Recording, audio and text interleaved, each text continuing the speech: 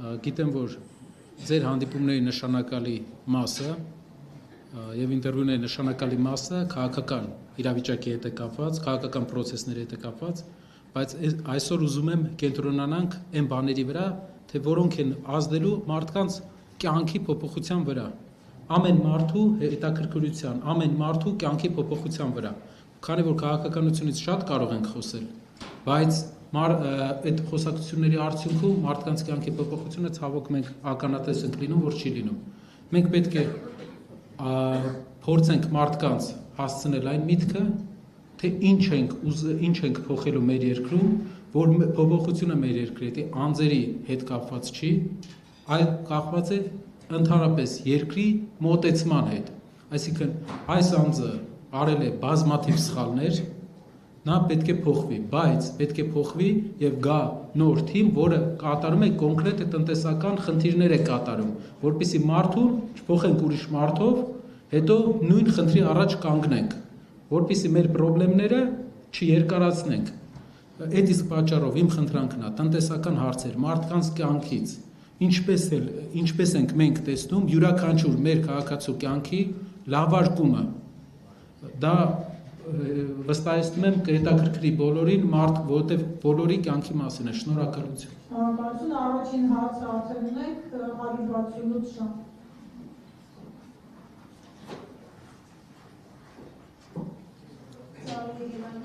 Պարոն Կարապետյան, ինչպես ասացիք, մեծ յուրաքանչյուրին առնչվող հարցի մասին եք ուզում խոսել, այդ հարցերի թվում նաև արդեն իրողություն դարձած թրիփն է, որը ինչպես ասում են ԿՊ-ականները, իշխանությունները, իշխանամերձ շրջանակները հնարավորություններ է ստեղծելու, մասնագիտական շրջանակները, այդ թվում տարածաշրջանային փորձագետներ մատնանշում են դրա ռիսկերը։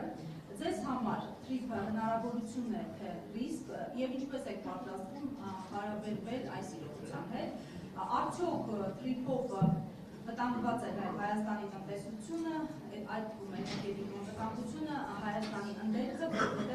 տեսանք, որ տեղանկարում ենթադրում է նաև հիմքերի, հանքանյութերի արտահանում, թե որ տարածքներից հասկանալի է արդեն մեզ համար, եւ քանի որ ավելի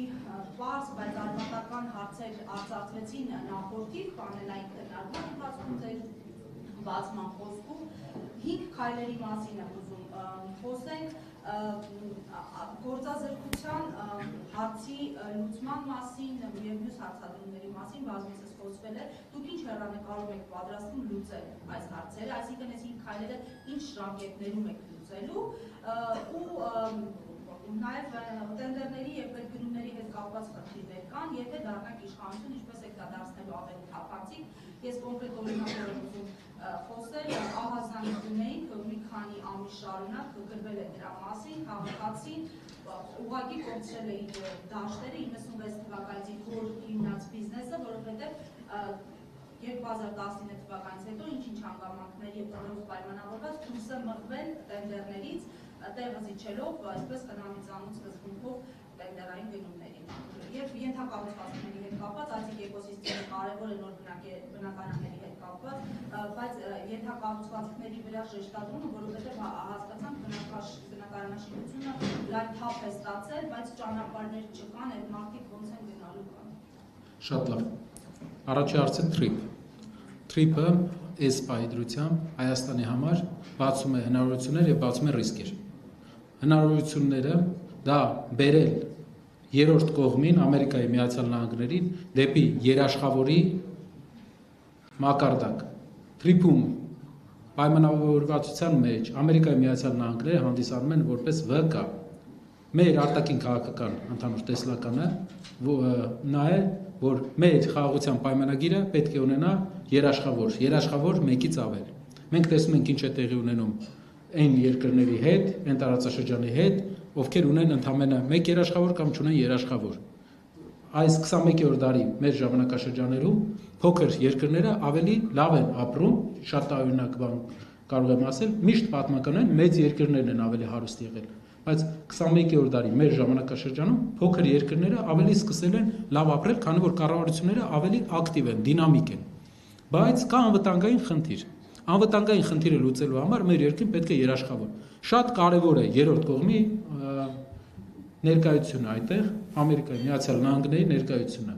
Բայց մեզ պետք է, որ Ամերիկայի Միացյալ Նահանգները մեր արտաքին քաղաքականության ամբողջ process-ը բերելու է նրան, որ մենք ունենանք մեկ եւ ավել երաշխավոր մեր խաղաղության, դա երկարաժամկետ խաղաղության միակ լուրջ գրավականը։ Թուղթը մեր հարևանների հետ, շատերը կհիշեն 92 թվականն է եղել հրադադար պայմանավորվածություն, ավելի շատ է եղել։ Թուղթը բավականին փոփոխական մեծություն է թուրքերի հետ բանակցությունների ժամանակ, իսկ երաշխավորները հաստատում մեծությունները, մեկից ավելի։ Ինչ վերաբերվում է երկրորդ հարցին, կներեք բաների հետ կապված։ 5 քայլերի ժամկետները։ 5 քայլերը տեղի են ունենալու 5 տարվա ընթացքում, այսինքն մի ազգային ժողովի process-ի, մի ազգային ժողովի 5-ամյա process-ի ժամանակ։ Դա հաշվի առնելով ես ուզում եմ մի նկատառում անել։ Առաջի տարին իշխանության փոփոխության լինելու է այս process-ների պատրաստման տարի։ Երկրորդ տարվանից զգացվելու է լուրջ փոփոխություններ, երրորդ տարվանից մենք առերեսվելու ենք պտուղների հետ։ Լինելու են հարյուրավոր ներդրումային ծրագրերի մշակում, էկոնոմիկայի նախարարությունը ուղղակի ամեն շրջանի համար Հայաստանի ներդրումային ծրագիր է մշակելու եւ ներդրողներ պետական աջակցություն դրսի ֆինանսավորում համակցությամբ երկիր մտնելու է աննախադեպ քանակի ներդրման միջոց, որը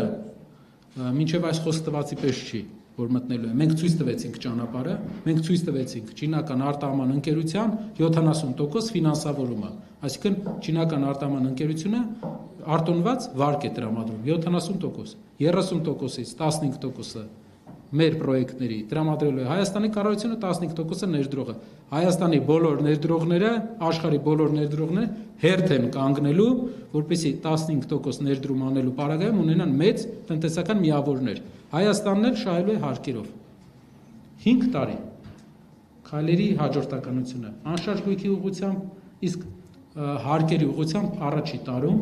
6 ամսվա կտրվածքով առաջին իսկ բյուջեի պլանավորման ժամանակ փոքր բիզնեսի հարկերը 0 անալու են։ Շնորհակալություն, հաջողություն հրապարակ այդ կողմում կախոսապող ընդհանրապես։